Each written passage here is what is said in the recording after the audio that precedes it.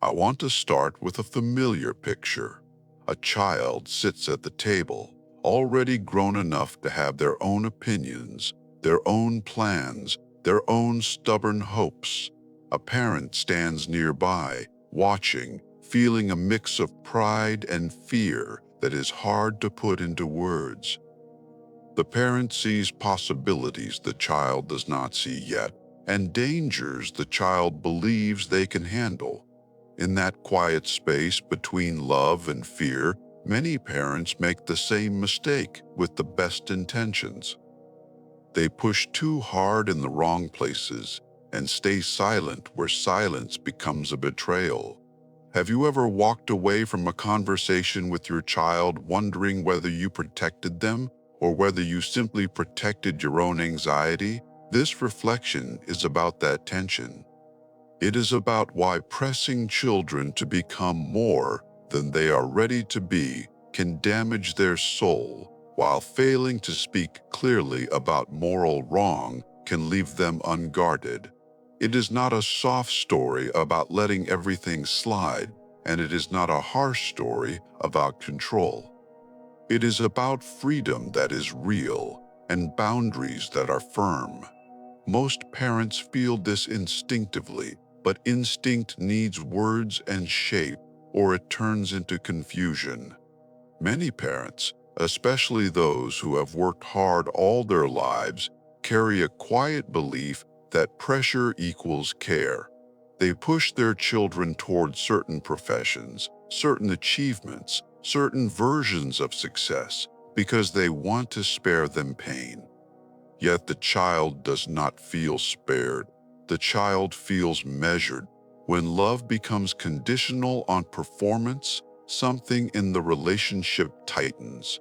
Have you ever noticed how quickly children stop speaking openly when they feel they are being evaluated instead of understood? Let me give a concrete example.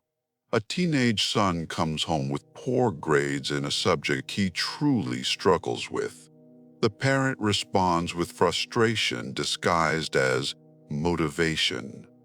The conversation turns into a lecture about wasted potential, comparisons with others, and warnings about the future. The son hears only one message: who you are is not enough. He may improve his grades out of fear, or he may quietly give up, but trust is weakened either way. Here is how that conversation often sounds when pressure leads the way. Parent, you are capable of more than this. If you don't push yourself now, you'll regret it for the rest of your life. I won't choose your path for you, but I will help you learn how to work honestly and responsibly. The other demands integrity. Results depend on talent, health, timing, and many things outside a child's control. Integrity depends on choice. Do you see how this preserves freedom without abandoning guidance? Why does unhealthy pressure happen so often? Part of it is fear that disguises itself as wisdom. Parents imagine future hardship and try to prevent it by force. Another part is pride. A child's success becomes proof that the parent did everything right. There is also exhaustion. It is easier to demand obedience than to patiently accompany a young person through confusion. Over time, habits form. Parents begin correcting outcomes instead of shaping character. Does that pattern sound familiar in your own home, past or present? A wise teacher once warned that when we try to control what does not belong to us, we often lose what was entrusted to us. A child's life is not a project, it is a gift, temporarily placed in our care. We do not choose their calling, their personality, or their limits. Yet this does not mean we become silent observers. Silence in the face of moral danger is not respect, it is neglect. Now we come to the harder part, the part many modern conversations avoid. While parents must not choose their children's professions, relationships, or personal dreams, they must speak clearly when a child approaches moral or ethical wrongdoing. Freedom does not mean neutrality toward evil. Love does not mean agreement with everything. Have you ever held back from naming something wrong because you feared being called controlling or outdated? Imagine a daughter who confides that she plans to lie to protect herself from consequences, or to use someone else for personal gain, or to normalize cruelty because everyone does it. A parent who stays silent in that moment teaches a dangerous lesson that moral truth is negotiable when it becomes inconvenient. Silence feels peaceful in the moment, but it plants confusion that lasts much longer. Here is a short dialogue that shows how avoidance sounds. Child, I know it's not right, but it's how things work now. Child, I know it's not right, but it's how things work now. It is moral clarity joined to love. One parent stays comfortable, the other stays faithful. Which one would you have needed when you were young? Trust between parent and child is built when children know two things at the same time: that their parents will not control their lives, and that their parents will not lie about good and evil. When either side collapses, trust erodes. If parents control everything, children rebel or shrink. If parents refuse to name wrong, children drift without anchors. Have you seen either of these outcomes in families you know? Let me pause and speak personally again. I have seen parents who proudly said, "I never imposed my values," and later wondered why their children felt lost. I have also seen parents who imposed everything and later wondered why their children stopped calling. Neither extreme produces peace. Peace grows where freedom and truth stand together, even when conversations become uncomfortable. One of the early Christian teachers, Blessed Augustine, once said that love without truth becomes sentimentality, and truth without love becomes cruelty. That balance is not theoretical. It plays out at the dinner table, in late-night conversations, and in moments when a child tests boundaries to see if anyone is watching. Another spiritual voice warned that gentleness is not the absence of firmness, but firmness without humiliation. These insights endure because they match lived experience. Now let us be very clear. Moral boundaries are not about minor preferences or cultural habits. They are about actions that damage the soul and harm others. Lying to escape responsibility, exploiting weakness, treating people as disposable, celebrating cruelty, and calling darkness light are not personal styles.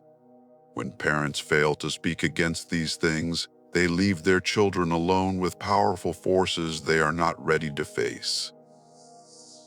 Would you let a child walk into traffic in the name of freedom? At the same time, parents must learn restraint in areas that belong to growth and discovery.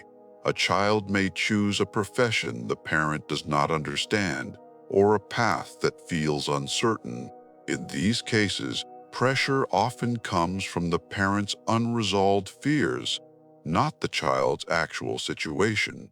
Try saying, "This would not be my choice, but I will support you in living honestly," or "I trust you to learn, even if the road is not straight," or "I care more about who you become than what title you hold." Money often enters these conversations quietly. Parents worry about stability and use financial arguments to steer decisions. Money matters, but when it becomes the primary measure of worth, it distorts love. A child may feel valued only when profitable. A wiser approach is to frame money as a tool for responsibility, not as a verdict on character. You might say, "We need to live within reality. But we will not sell your conscience for comfort, or security is important, but not at the cost of becoming someone you cannot respect. That kind of language teaches stewardship without fear. So how does a parent walk this narrow path in daily life? Not perfectly, but deliberately. Here are a few concrete practices that may help. When a child disappoints you academically or professionally, speak first about effort and honesty before results. When a child approaches a morally questionable choice, name the wrong clearly, without sarcasm or threats. Separate identity from action by saying, "I love you and this choice is not good." Parenting was never about guarantees.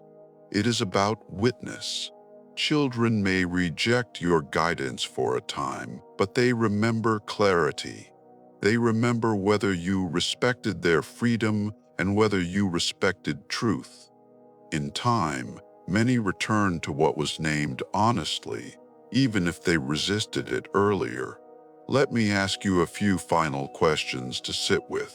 Where have you pushed your children to become something they were never meant to be? Where have you stayed silent because speaking felt risky? Have you confused peace with avoidance? If your child remembered only one thing about your guidance, would it be fear or would it be trust joined with truth? I want to end with one small, concrete invitation for today.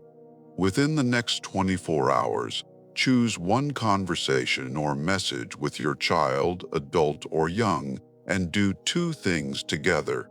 First, affirm their freedom by saying, "I do not choose your life for you." Second, affirm moral clarity by saying, "But I will always speak honestly about what harms you or others." Then stop talking and listen. That single act may not solve everything, but it plants a seed of trust that grows slowly and deeply.